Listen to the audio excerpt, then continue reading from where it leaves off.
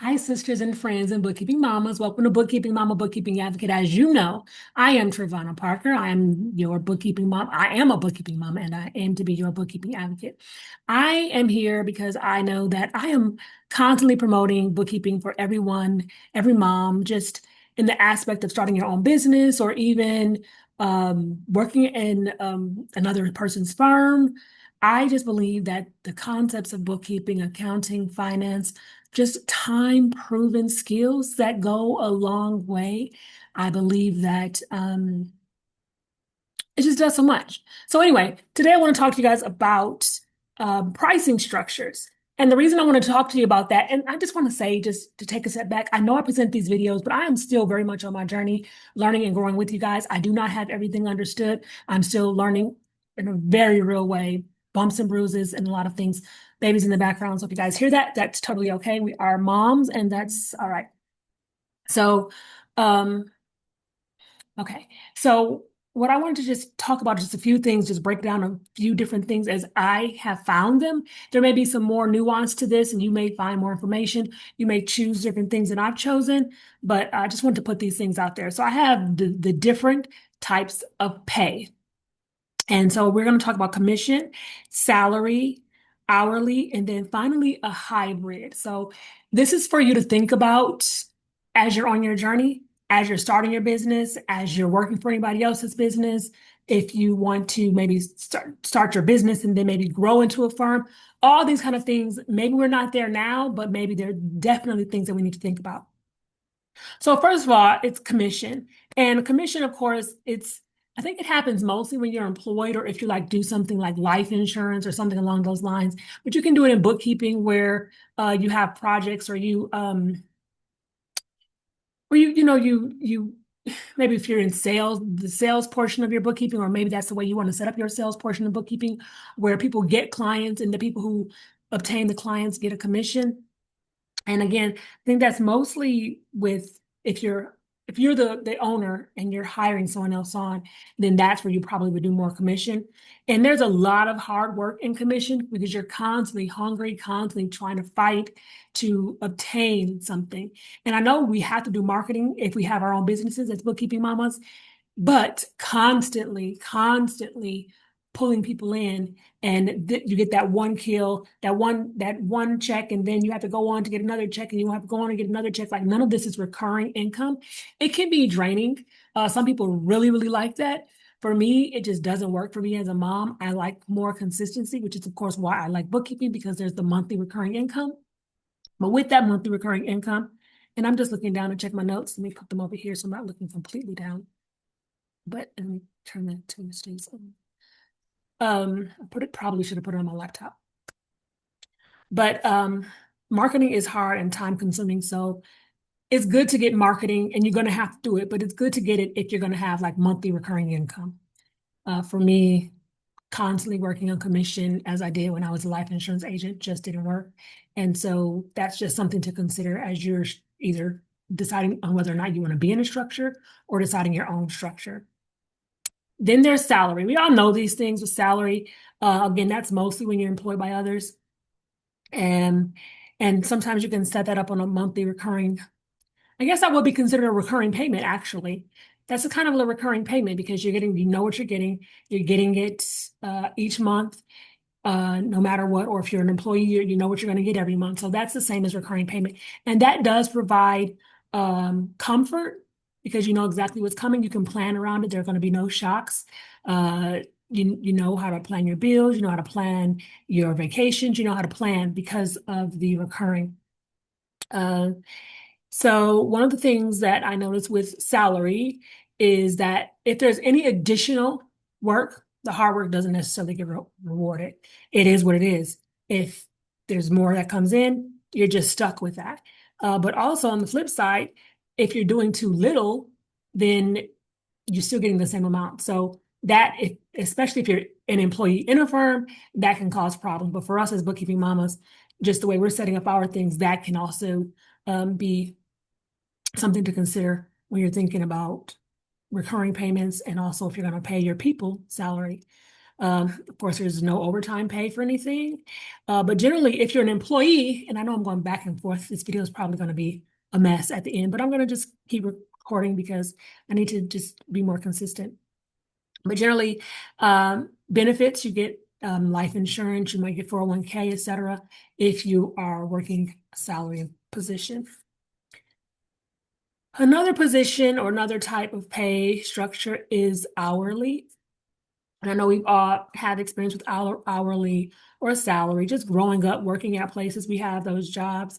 And as you get older, of course, you can command more per hour, but there are some pros and cons toward hourly payment as well. One, if you work more, you do get rewarded more in the sense that, I won't say you get rewarded more, but you get the benefit of your work. Coming to you in the form of your paycheck. If you work overtime or any holidays, that comes back to you. That's required by law. One thing about hourly, especially as an independent contractor, is that if you do your work fast, then you are kind of penalized. If this person over here who's less skilled than you takes 10 hours to do the same job that took you 5 hours, and you're not getting the reward because you're more skilled, that becomes a real problem. So that's something to consider because, yeah, you get more pay, but you're spending more time to get that pay. So you have to find things to do or do extra just to get paid for the hourly work that you're doing. And then a lot of times, if you have more skills, you're doing more things. And so it's like, oh, well, you have extra time, so why don't you go and do this as well? So now you're doing this job, that job, this job, and that job, but you're only getting paid for the one job. And some of these jobs, maybe on the same pay scale, but some of them actually should be getting more of an hourly rate. So you have to consider that, especially if you're an employee. But as a bookkeeping mama, you need to consider that because you may have this situation in your own firm. And then finally, there's a hybrid. And this is what I really like, just for people to consider, just because there's so many nuances to the day. So for example, suppose you're working in a firm and you make a certain amount of money, and but they also give you extra money when you take on certain projects, or maybe when you are um, performance. If you take care of this, then you get more money. So you add in little incentives to increase the pay. And the reason I like this is just because everything is different. I know I worked for a company where I had one particular task, and then I was tasked to create another a training program. And I was told that I was going to make more money, but then I didn't make any more money. And it was a little draining because I'm taking extra hours out of my time to make sure that this system works. And I'm spending more time with this team. And then I also have to spend time with this team, and there's no real benefit. So when you just throw in salary for that situation, that definitely wouldn't work. If I put in hourly, maybe so, but there just needs to be these considerations. And I consider hybrid kind of like being a waitress. Not that I necessarily like the base pay of most waitress systems, but they do have a base pay, and then they're also rewarded for the service that they put in.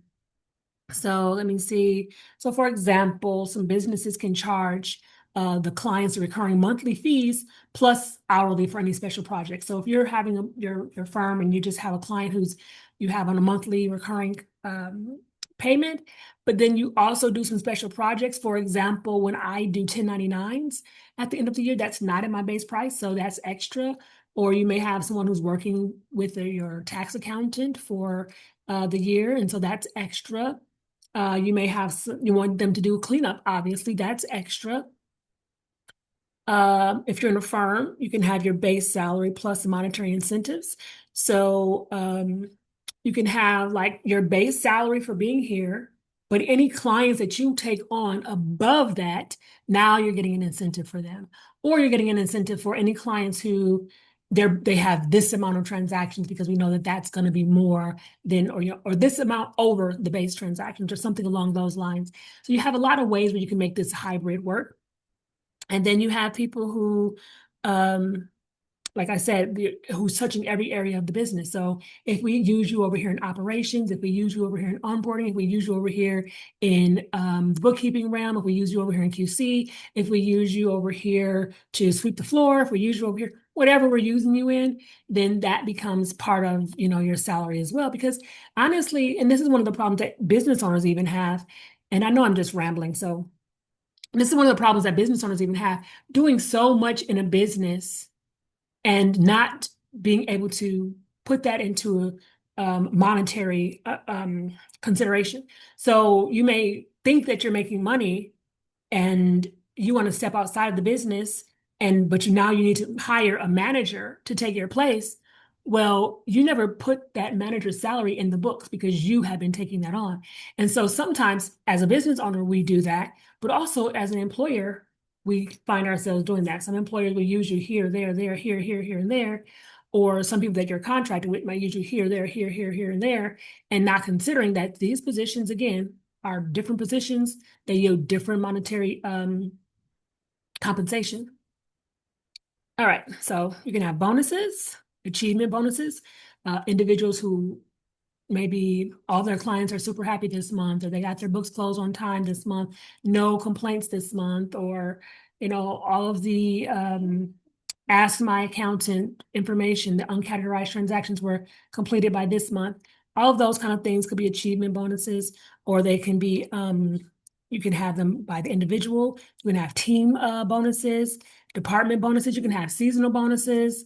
Then there's also the challenge and competition bonuses. So if you have people in the firm or your bookkeeping practice that are competing against each other for something, like whoever can close the books the fastest, or whoever has the most client interaction throughout the month, or got their clients to schedule a meeting or something along those lines. But those are the different ways of the different types of pay. So we had, again, commission, salary, which is a recurring income, which is a flat rate, which is what we always talk about, hourly, and then a hybrid. So that's all I have. I don't know how this video is going to come across, but I do want to be more consistent. So if you guys have any questions or any topics you want me to explore, please let me know. Other than that, you guys have a great day. And of course, I always say keep your money safe, but more importantly, keep your soul safe. If you have any questions about that, you can check in the description of the video.